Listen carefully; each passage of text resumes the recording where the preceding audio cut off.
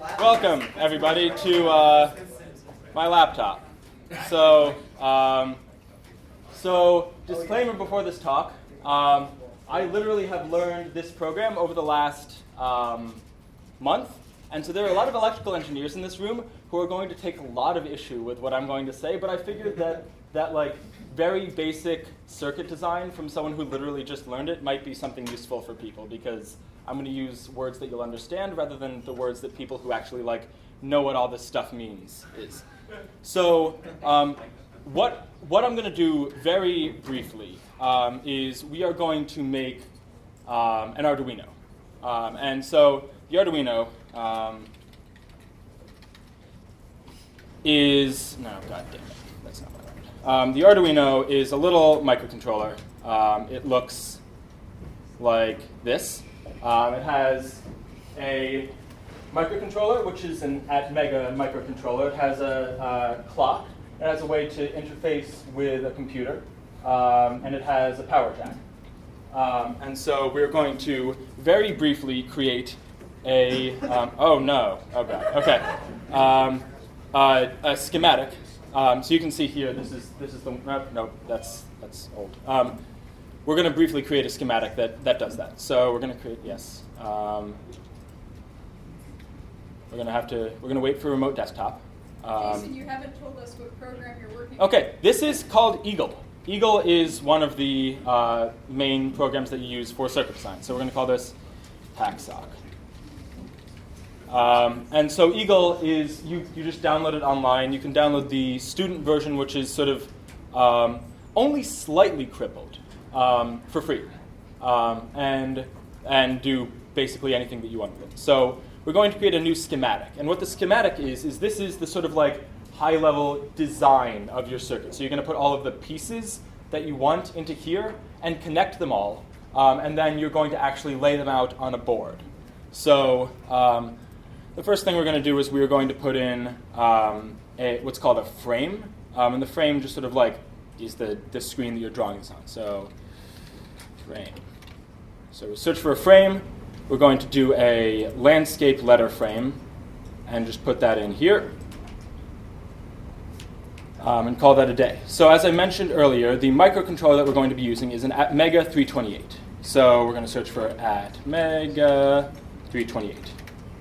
And I put stars before and after just because you never know if there's something before it or after it, and that's just the way that this works. So there we go. We've got an Atmega 328 schematic, or chip here. And so you can see on the screen you have the different pins. So, and they have the name of what they are on the microcontroller's datasheet, which is something you can find online on their website. It's what tells you what all of this crap does. And so from finding what all of this crap does, you know how to hook it up. So when you are going and hooking this sort of stuff up, you're looking at the data sheet, and the data sheet will tell you, will give you what's called a reference, often give you what's called a reference design, which is like, this is how you would normally build this thing. You can build it differently if you want to, but this is like the normal way to build this sort of thing. So I looked this up beforehand, and I've done this before for a personal project.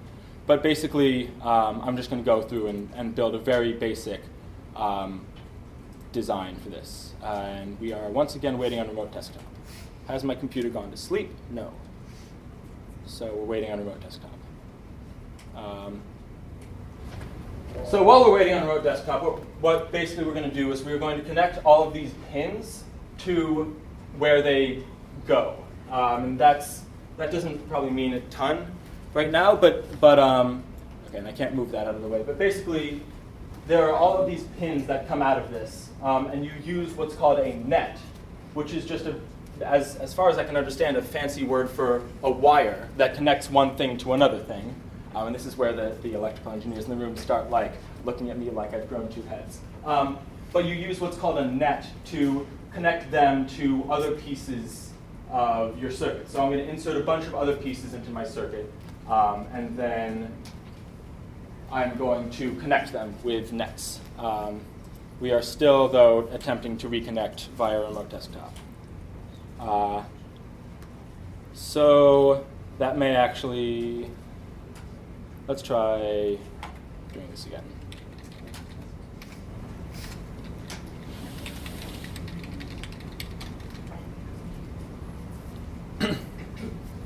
You lost connectivity. Hmm? You have a bang in the corner up here. Uh-oh. The computer. Paul. The computer. Hey. No internet access. So we are being sabotaged by Try case. Network 4. Network 4. Oh, yeah. Perfect. Thanks, Tim. Thanks, Tim. I know a lot about Windows. Oh, yes. Oh, yes. So the difference here is that CS requires Stack Overflow for you to function. Double E requires your computer to be able to run, 20 different Acrobat PDFs. Yeah. Okay. So we've been sabotaged by the desktop here losing internet connectivity. So that's that was half of a demo on how to use Eagle. If you have more questions, you can come and stare at my computer after the talks, and I'll actually show you how to make something sort of useful. Oh, I can do it on the board with the marker. Yeah, sure. How much more time do I have? You have 4 minutes. 4 minutes. Someone else's laptop. Have you tried? Does anyone else's laptop have the correct connection and a copy of Eagle installed? Doc cam. No, Just use the doc cam. Just use the doc cam. Just use the doc cam, they say. It'll work fine, they say. As long as it has I've done it network before. connectivity. It doesn't need network connectivity, technically. Alright. It's a truly connected device. Connected living. Isn't that Microsoft's slogan from days ago? Whose slogan was connected living? Anybody remember that? Oh, I don't know. Yeah, this looks like it's going to work really, really well. Oh, it did autofocus. The light. What? Autofocus. The light isn't on. Oh. Yeah, there's No, the doc cam light. Doc No, cam. it's a button on top of the doc. Yeah. Oh. Hey, look, that's almost Turn off like autofocus. Okay, and now use my laptop like this. Okay, here we go. Turn off autofocus. Turn off auto. Wait, how the fuck do I? How the hell do I turn off autofocus? Oh, there we go. There's a button for it. And now how do I? Okay, here we go. it's still season. Okay. That would be the Zoom. Move your computer, put your hand, move your computer. Is this what you're talking about? No, Jason, move your computer, put your hand Yeah, on the dock. This would have just been faster if I'd done it on the board. Okay, there's my hand. This would be better if we could fine, make this just guy go. like 2 seconds. Okay, we're just gonna go.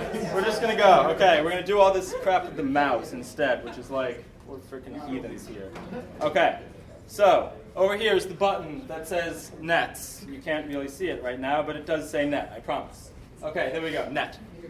So we are going to draw a net first from the AVCC out, and then from the VCC out. These are both power ports, basically, on here. They go up to the power for this board, which is called VCC. Don't ask questions. What does VCC stand for? I don't know. I'm not a double E.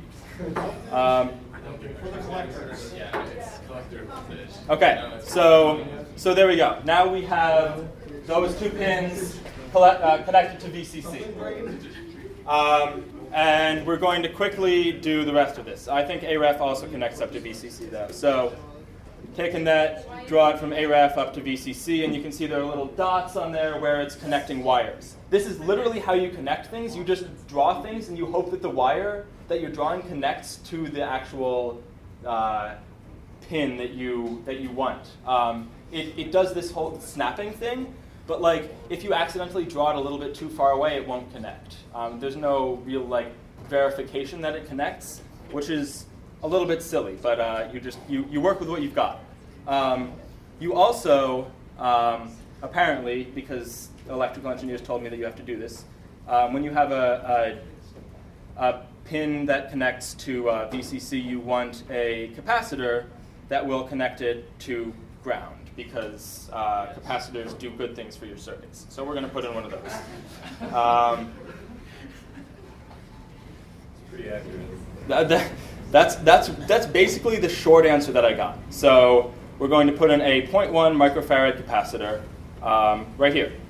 And then we are going to take this and go down to ground. And there's a whole bunch of other crap that needs to go to ground. So this ground pin and this ground pin. And what, I have 15 seconds? Okay. Well then, Board placement. what? That's a board placement. Auto router. Oh wait, hold on. I have this. I can do that. Wait. Yeah. So And this is what it looks like when you're done. yes, here. Hacksock demo. Of television. Sure. Save untitled.sch.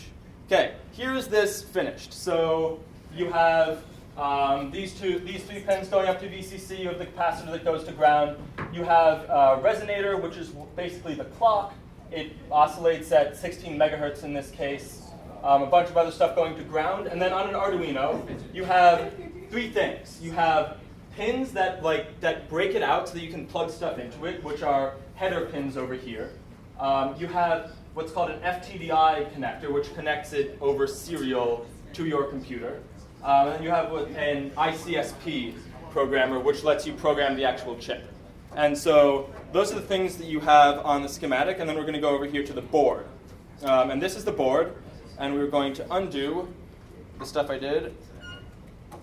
Yes, rip up all signals. So this is basically what the board looks like when you get it. When you start, everything is like all off to the side. So you just sort of you take all the stuff that you have. So this is what it actually is going to look like on the board. So you take all the stuff that you have and you put it where you want it. So we have the actual microchip, the microcontroller. We have all the little headers that go everywhere. We have the clock, and you just basically you put everything where you want it, and you click on this button down here called Auto Router. And the Auto Router is going to, you see all the little lines that go between everything that look like rat's nest? Rat's nest is actually the correct word for it. There's a button down here called Rat's Nest that will find you the shortest path between all the things that need to connect. But then you click on the Auto Router and you hit Continue, and you hit Start, and the Auto Router goes ahead and calculates the best way for all of these things to connect to each other. That's a strong term. Okay, it calculates a way for all of these things to connect to each other. Goddamn electrical engineers. So This is what it looks like when you're hacking on TV. yes, yeah, exactly. So right now it's trying to find the best way for all this stuff to connect. And the Auto Router will find a different way every time you use it. The last time it found a way with no vias. This time it found a way with two vias. Vias are holes in the board for something that's on top of the board to go to the bottom of the board and connect to something. Sounds like it has a random start. Yeah, it's gonna be. Yes, so that's how that works, and you wind up with this, and this is your board. This is all of the things that you need connected to each other, and that's so this is an Arduino. This is a crappy version, 15-minute version of an Arduino.